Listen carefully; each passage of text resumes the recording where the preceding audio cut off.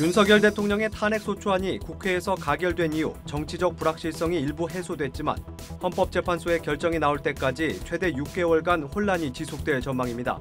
이런 불안 때문에 외국인 투자자는 오늘 6천억 원이 넘는 물량을 순매도했습니다. 한덕수 대통령 권한대행이 앞서 야당 주도로 국회 본회의를 통과한 김건희 여사 특검법, 내란 특검법, 양국관리법 등을 두고 거부권을 행사할지 딜레마에 빠졌습니다. 민주당은 일단 한 권한대행 탄핵을 보류한 상태인데 거부권 행사로 탄핵이 추진될 경우 최상목 경제부총리 체제로 넘어가게 됩니다. 국내 대기업들이 대통령 탄핵안 가결 이후 바뀔 경영 환경을 주시하면서 컨틴전시 플랜 가동에 속도를 내고 있습니다. 정부의 컨트롤 타워 기능이 사실상 마비된 상황에서 환율 불안과 트럼프 2기 정부 대응 리스크까지 겹쳤습니다. 현 정부 중점 사업이었던 밸류업 프로그램이 동력을 상실할 위기에 놓였습니다. 주주 환원을 돕기 위한 세법 개정이 필요하지만 법안 통과가 불투명하게 됐습니다. 반면 이사의 충실 의무를 주주로 확대하는 내용을 골자로 하는 민주당표 상법 개정안은 통과될 가능성이 커지고 있습니다.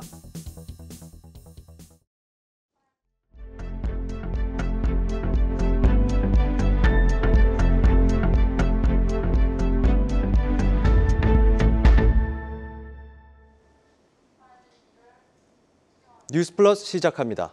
윤석열 대통령 탄핵 소추안 가결에 대해 월가에서는 최악의 상황은 피했다는 평가가 나오고 있습니다. 헌재 판결이 예상되는 내년 1분기를 고비로 한국 시장의 점진적 회복 가능성에 무게가 실리고 있습니다. 먼저 뉴욕 연결합니다. 김종학 특파원, 월가 반응부터 전해주시죠. 네, 아시아 4대 경제대국인 한국의 정치적 불확실성이 확대될 것을 우려하던 주요 외신과 월가의 전망은 탄핵 소추안 가결 이후 최악의 상황을 피했다는 평가로 바뀌었습니다. 우선 최우방국인 미국의 동맹관계 진전에 대한 평가는 금융시장 복원을 위한 긍정적인 신호로 읽힙니다. 조 바이든 미국 대통령은 지난 14일 한덕수 대통령 권한대행과 통화를 통해 한미 간 동맹을 재확인하고 한국과 미국 간 동맹이 인도태평양의 핵심 축으로 남을 것이라고 강조했습니다. 한국 민주주의에 대한 지지 성명은 탄핵 가결 당일 요르단을 방문 중이던 토니 블링컨 미 국무장관의 현지 기자회견에서도 이미 확인됐습니다. 그러나 뉴욕타임스를 비롯한 주요 외신들은 이번 탄핵 절차가 완전히 마무리되지 않았고 한국은 리더십 공백 상태에 놓여 있다는 우려를 내놓고 있습니다. 한 달 뒤 출범하는 트럼프 차기 행정부가 유세 당시부터 주한미군 방위비에 대한 불만과 추가 관세 부과를 시사해왔는데 양국 간 조율과 정책을 책임질 리더십 문제가 발목을 잡을 수 있다는 지적입니다. 한국 시장에서는 지금 자금 이탈이 계속되고 있는데 그 해외 기관 투자자들의 평가는 어떻습니까? 네, 한국 증시와 주요 기업들에 대한 월가의 시각이 완전히 돌아섰다라고 진단하기에는 이릅니다. 모건 스탠리가 이미 지난달부터 한국의 반도체 업종에 부정적인 전망을 냈고 한국 증시 전반에 대한 매도 의견은 여전히 유지되고 있습니다.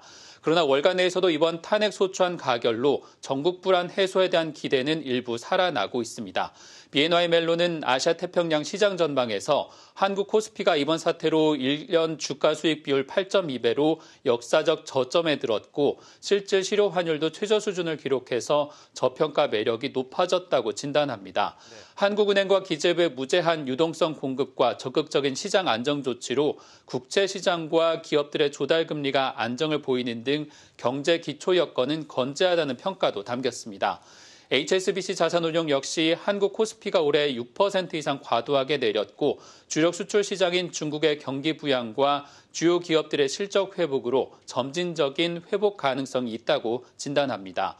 하지만 미 연방준비제도의 이번 주 0.25%포인트 기준금리 인하를 할 움직임에도 미 달러화 강세가 이어지고 있고 이로 인해 아시아 통화 전반이 평가 절하 압력을 받는 불리한 상황은 계속되고 있습니다. 달러 대비 원화 환율은 이날 개장 직후 반짝 하락세를 보이기도 했지만 지난 3일 비상계엄 사태 직후 최고치인 1,440원 선에 재차 근접하고 있습니다. 네. 뱅크 오브 아메리카 메릴 린치는 당장 다음 달 출범할 트럼프 행정부와의 새로운 무역 협상에 직면해 있고 앞서 외신들의 지적처럼 정책 동력이 약화한 상태에서 차기 대통령 선출 결과까지 지켜봐야 하는 등 불확실성은 남아있다고 진단합니다. 지난 2016년 한국의 현직 대통령 탄핵과 이듬해 대선 과정을 처음 지켜봤던 월가는 헌법재판소의 선고가 예상되는 내년 1분기를 한국 금융시장의 최대 고비가 될 것이라면서 한국의 정치적 혼란은 최대 6개월 정도로 내다봤습니다. 지금까지 뉴욕에서 한국경제TV 김종학입니다.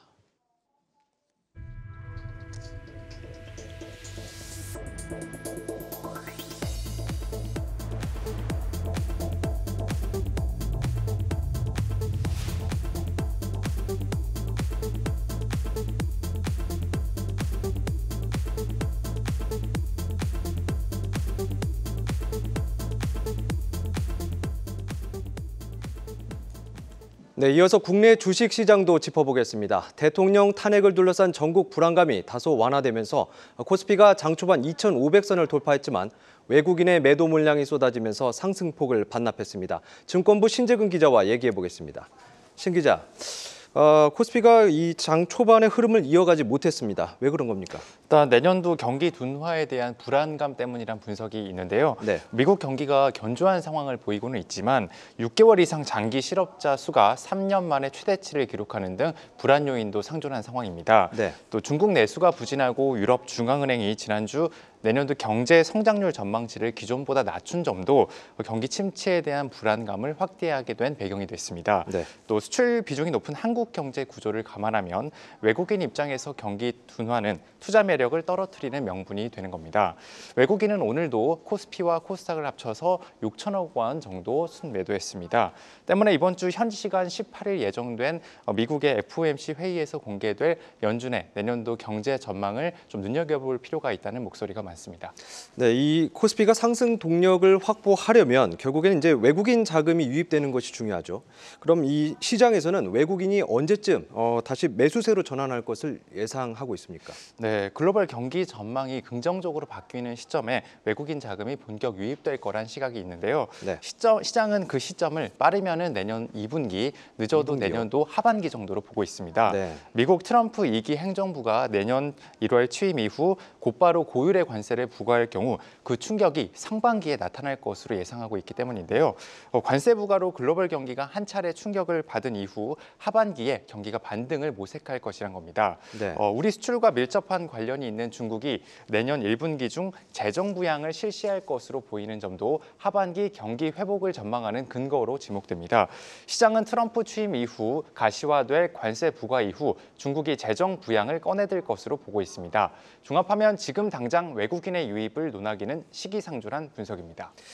지금 이제 대내외적으로 기대보단 불안 요인이 더 큰 상황인데 현재 시점에서 외국인이 조금 매수하고 있는 업종은 어떤 것들입니까? 일단 12.3 비상계엄 이후 오늘까지 외국인이 순매수한 업종을 보면 소프트웨어와 유틸리티 등으로 압축해 볼 수 있는데요. 네. 네이버를 이 중에서 가장 많이 순매수했고요. 두산 에너빌리티와 HD 현대일렉트릭, LS 일렉트릭 등도 눈에 띕니다. 흥미로운 점은 이들은 모두 내년 영업이익이 올해보다 10% 이상 늘어날 것으로 예상되는 종목입니다. 한국 시장 전체에 대해서는 외국인이 매도를 하면서도 실적 기대감이 큰 업종에 한해서는 매수하고 있는 겁니다. 증권업계에서도 내년도 실적 개선 업종을 위주로 투자 전략을 세울 것을 조언하는데요. 실제 경기에 만약에 둔화가 이뤄질 경우 시장이 충격을 받더라도 실적 모멘텀이 있는 업종은 영향을 덜 받을 확률이 높고 반등 국면에서 회복 속도가 빠르다는 이유에서입니다. 내년도 영업이익 전망치가 높아지고 있는 업종은 조선과 소프트웨어, 유틸리티 등 외국인이 최근 매수하는 업종과 맞닿아 있습니다. 네, 여기까지 듣겠습니다. 증권부 신재근 기자였습니다.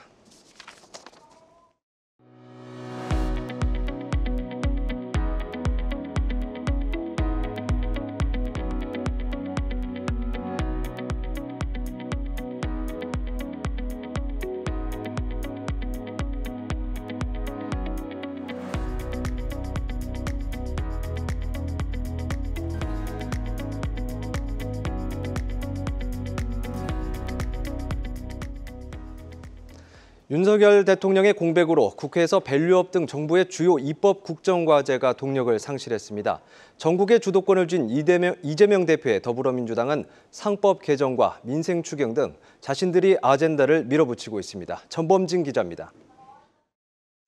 이재명 더불어민주당 대표가 여야정이 참여하는 이른바 국정안정협의체를 제안했습니다. 국회 다수석을 가진 민주당이 사실상 여당을 자처하고 정부의 정책 기조에도 영향을 행사하겠다는 구상입니다. 국회 제1당인 우리 민주당도 경제 불안을 해소하기 위한 초당적 협력을 아끼지 않겠습니다. 국민의힘, 여당, 야당 안 했으면 좋겠습니다. 이처럼 민주당이 노골적인 전국 주도 의지를 보여주면서 정치권에선 이른바 이재명표 입법이 대량 통과될 가능성을 언급하고 있습니다. 특히 이 대표가 지난달부터 밀어붙이고 있는 상법 개정안이 현재 1번 타자로 거론되고 있습니다. 개정안은 이사회의 직무 충실 의무를 회사에서 주주로 넓히는 내용으로 개인 주주들의 지지와 별개로 재계에선 배임 소송이 남발될 것이란 우려를 제기합니다. 민주당은 오는 19일 상공회의소 등이 참여하는 정책 토론회를 거쳐 배임죄의 구성 요건 일부를 완화하고 개정안을 연내 통과시키겠다는 방침입니다. 불과 지난주에 통과된 내년도 예산안을 보완하는 추가 경정 예산안 논의도 진행되고 있습니다. 지금 추경을 한다면 정부가 심각하게 줄여버린 지역화폐 예산이라든지 또는 AI 관련 예산, 전력 확보를 위한 기반시설 투자 예산, 이런 여러 가지들이 있겠죠. 반면 윤석열 대통령이 추진했던 밸류업 등 주요 금융 관련 정책은 힘을 잃게 됐습니다. 특히 밸류업의 핵심인 세제 인센티브는 지난주 본회의에서 부결된 이후 정부 차원의 재입법 논의도 없는 상황이라 사실상 사망 선고를 받았다는 평가입니다. 이처럼 정부의 기존 입법 과제는 모두 멈춰서고 야당이 논쟁적인 법안들을 밀어붙이고 있는 가운데 입법 독주를 저지할 유일한 수단인 거부권을 갖게 된 한덕수 국무총리에겐 야당의 집중 압박이 쏟아지고 있습니다. 한국경제TV 전범진입니다. 한덕수 권한대행 체제 전환 후 가장 큰 관심은 거부권 행사 여부입니다. 여당은 야당이 강행 처리한 법안들에 대해 거부권을 요구하고 있지만 한 권한대행은 탄핵 압박을 받고 있어서 선뜻 결정할 수 없는 상황입니다. 임동진 기자의 보도입니다. 한덕수 대통령 권한대행이 업무 시작과 함께 시험대 앞에 섰습니다. 그동안 여당이 강력히 요구해온 양곡법 개정안, 국회법 개정안 등의 거부권 행사 시한이 다가왔기 때문입니다. 본회의에서 거대 야당의 일방 폭거로 처리되었습니다. 대통령의 제2요구권 행사를 다시 한번 요청합니다. 하지만 당장 17일 국무회의에서 제의 요구 논의가 이뤄질 가능성은 높지 않습니다. 권한대행으로서 첫 국무회의에서 거부권을 행사하는 것은 부담이 크다는 것이 정부 관계자의 설명입니다.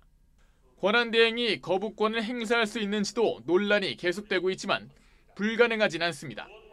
과거 노무현 전 대통령 탄핵 심판 당시 고건 권한대행은 사면법 개정안 등의 거부권을 행사했습니다. 다만 한 권한대행도 계엄 사태의 피의자 신분인 만큼 야당의 탄핵을 받을 수 있습니다. 또한 앞으로 국정운영 과정에서 야당의 협조를 얻기가 더 어려워질 가능성도 배제할 수 없습니다.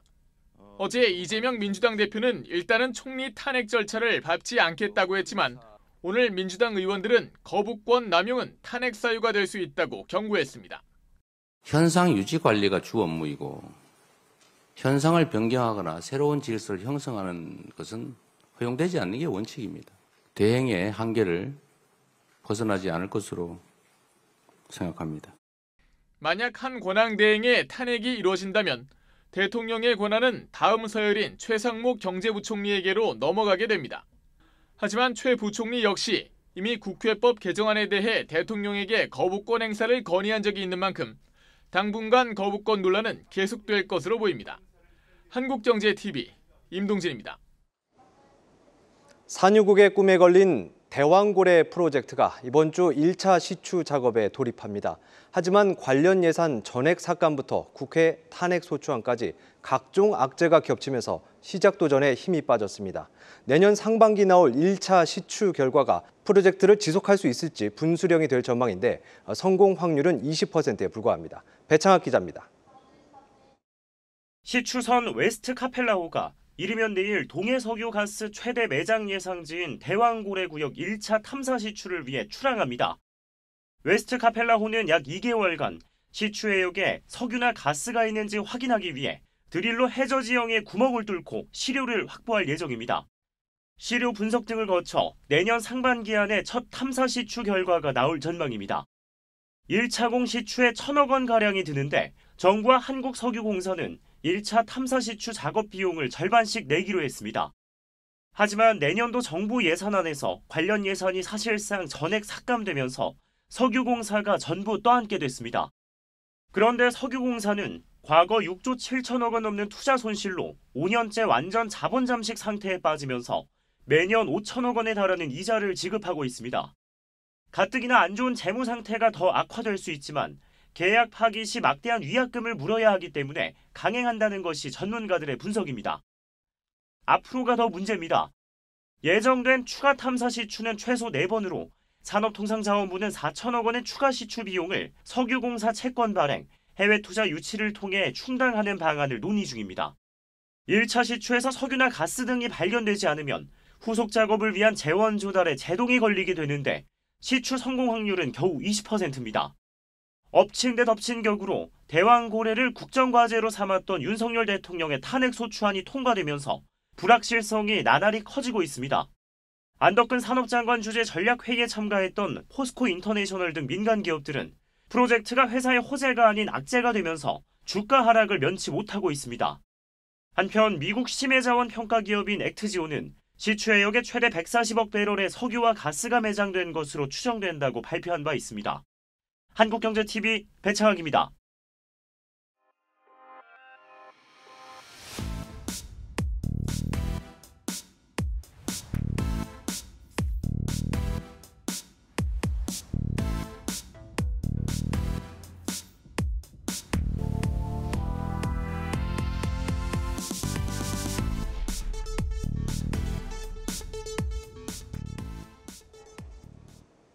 대통령 탄핵안 가결로 정치적 불확실성은 줄었다는 평가가 나오지만 아직 해결해야 할 숙제는 많이 남아 있습니다. 당장 1,400원대로 치솟은 원달러 환율과 곧 출범할 트럼프 행정부의 신무역 정책이 변수로 꼽힙니다. 산업계도 비상대책 수립에 여념이 없는 상황입니다. 전유성 기자입니다. 주요 경제단체들은 대통령 탄핵안이 가결된 이후 입장문을 내고 정부와 국회에 경제적 혼란을 최소화해달라고 밝혔습니다. 특히 환율과 한국의 글로벌 신인도 같은 대외 변수에 대한 대응책 마련을 요청했습니다. 현재 재계가 촉각을 곤두세우는 부분은 트럼프 행정부 출범에 따른 무역 질서의 재편입니다. 바이든 행정부 시기에 제정된 칩스법과 인플레이션 방지법에 대한 재검토가 예상되지만 탄핵 사태로 협상 공백이 불가피해졌기 때문입니다. 실제 칩스법에 따라 대만과 미국 반도체 기업은 보조금 지급이 확정됐는데 아직 삼성전자와 SK하이닉스는 보조금에 대한 확답을 받지 못했습니다. 트럼프 행정부 출범 전까지 보조금이 확정되지 못한다면 보조금 규모가 기존 계획보다 줄어들 가능성도 배제하기 어렵습니다. 이처럼 불확실성이 커지자 산업계는 각자 도생에 나선 모양새입니다. 한국경제인협회와 미국 상공회의소는 최근 한미 재계회의 총회를 열어 양국 간 안정적 비즈니스 환경을 조성하자고 약속했습니다. 현대차그룹은 얼마 전 글로벌 권역본부장 회의를 열었는데 주요 권역본부장만 참석했던 지난해와 달리 올해는 모든 권역본부장이 참석했습니다. 내일부터 글로벌 전략회의를 진행할 삼성그룹도 탄핵 정국과 중국의 경기 침체, 트럼프 재집권 등 국내외 위기 대응이 화두가 될 전망입니다. 옛날에 트럼프가 취임하기 전후로 몇 달 동안은 좀 강달라더라고요. 하반기 들어 좀 안정화가 될 것 같아요. 미국의 정치 불확실성, 우리나라의 정치 불확실성, 그게 영향을 주는 것 같아요. 이와 함께 한 산업계 관계자는 내년 사업 계획을 확정하는 시기에 계엄과 탄핵 정국까지 겹치며 최대한 보수적으로 투자 계획을 잡는 분위기라며 실적과 연동되는 환율은 내부 TF팀을 조직해 가동하고 있다며 분위기를 전했습니다. 한국경제TV 전유성입니다. 대출 규제로 얼어붙은 부동산 시장에 탄핵에 따른 정치적 리스크까지 더해지면서 불확실성이 더 커졌습니다. 각종 공급 대책이 힘을 잃는 것은 물론 당분간 집값 하락세가 불가피하다는 전망도 나오고 있습니다. 성나균 기자가 보도합니다. 지난 2016년 박근혜 전 대통령 탄핵 정국에서 부동산 시장은 적지 않은 타격을 받았습니다. 13,000건이 넘던 서울 아파트 매매 거래가 3달 만에 4,000건 수준으로 내려앉은 겁니다. 서울의 집값 또한 단기간 내에 1% 가까이 급락했습니다. 문제는 현재 부동산 시장이 8년 전보다 더욱 얼어붙어 있다는 점입니다. 서울 아파트 매매 가격은 대출 규제 영향에 상승폭이 3개월 연속 줄고 있는 상황입니다. 탄핵 정국에 본격적으로 접어들면서 주택시장의 관망세는 더욱 짙어질 것으로 보입니다.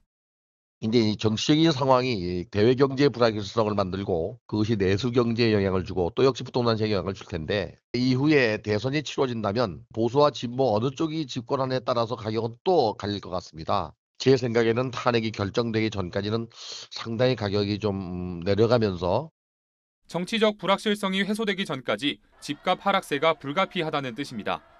공급 우려를 잠재울 윤 정부의 핵심 공약이 유명무실해질 가능성도 높아졌습니다. 국회에 계류 중인 정비사업 활성화 법안들이 첨예한 정쟁 속 뒷전으로 밀릴 수 있기 때문입니다. 1기 신도시 재건축과 3기 신도시 건설 등 대규모 국책 사업이 탄력적으로 진행될 수 있을지도 미지수입니다. 당장 내년부터 신규 입주 물량이 크게 줄어드는 공급 절벽이 예고된 상황. 탄핵의 소용돌이 속 부동산 시장의 단기적인 혼란은 피하기 어려울 것으로 보입니다. 한국경제TV 성나균입니다.